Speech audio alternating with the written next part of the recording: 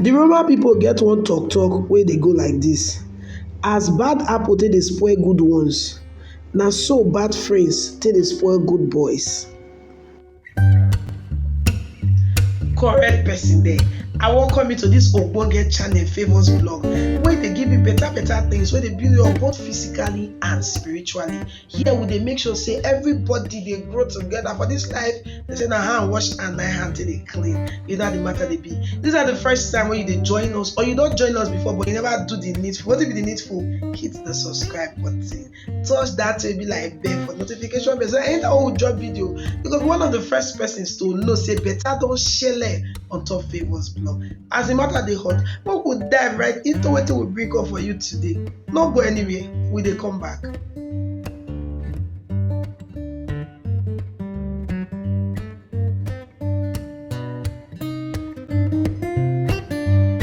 This na Open Heavens Daily Devotional for Monday, wey be the 22nd of May 2023. Our topic for today na check your friends. Our Bible reading dey come from the book of Proverbs chapter 1 from verse 10 go reach 19.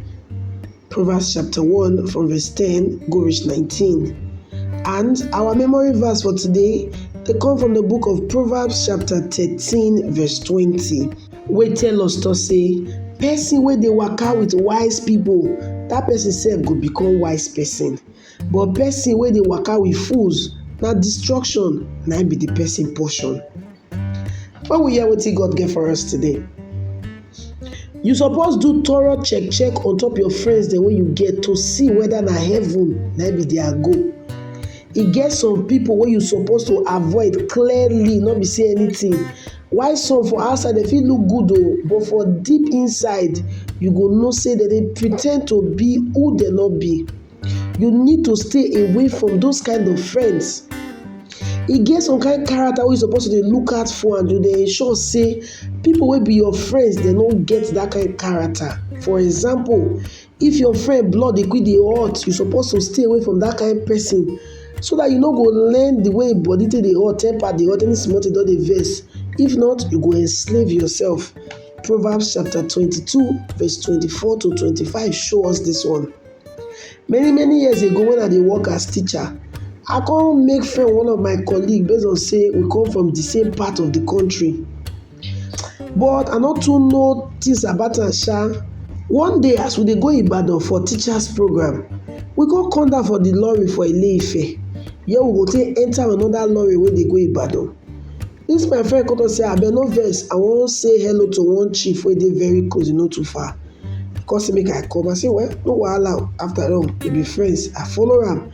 As we reach there, he come knock the door, but e get one strange question wey dem come ask from inside. The question na fish abi na crab? My friend come talk say one fish and one crab. They come let us enter inside. As we comot there, I come begin dey wonder say which kind strange language come be this one. When we reach Ibadan, he come say abeg wan visit another friend. I come follow am. As he knock for the door, they come ask her say, who be that? Na goat abi na sheep? My friend come talk say one goat and one sheep. By now, body don dey bite me. As I reach house, I come ask the elders wey dey around me say, which statement be this one? Wetin e mean? They come say, where you take hear this one? Come like say they know the meaning of the thing. Na that day, now I end my friendship with that person. Up till today, I no know wetin those statements really mean. But I no need person to tell me say this statement na occultic and dangerous statement. Check your friends. May you dey watchful and very careful. The Bible talk and say evil communication dey corrupt good manners. 1 Corinthians chapter 15 verse 33. The Roman people get one talk wey be say, as bad apples dey spoil good ones, na so bad friends dey spoil good boys. Before today go finish, make you do proper check up top all your friends. If you get the ones wey be like say dem dey live holy life, preach the word of God give them. And if they refuse to change, I beg you, separate yourself from those kind of friends sharp. Our key point for today: your friends na indication of the kind of influences wey dey determine who you go become. So I go beg you make you make and make you keep only godly friends. Make we pray this prayer. Say, Baba God, abeg give me the grace to keep only godly friends. Peradventure I no dey keep friends wey dey lead me astray. Baba God, abeg separate me from these friends. In Jesus' name we pray. Amen. Na Pastor E.A. Adeboye, wey be the General Overseer of the Redeemed Christian Church of God, na him write this Open Heavens Daily Devotional. God bless you. I welcome you back from that betalicious session. How you find that?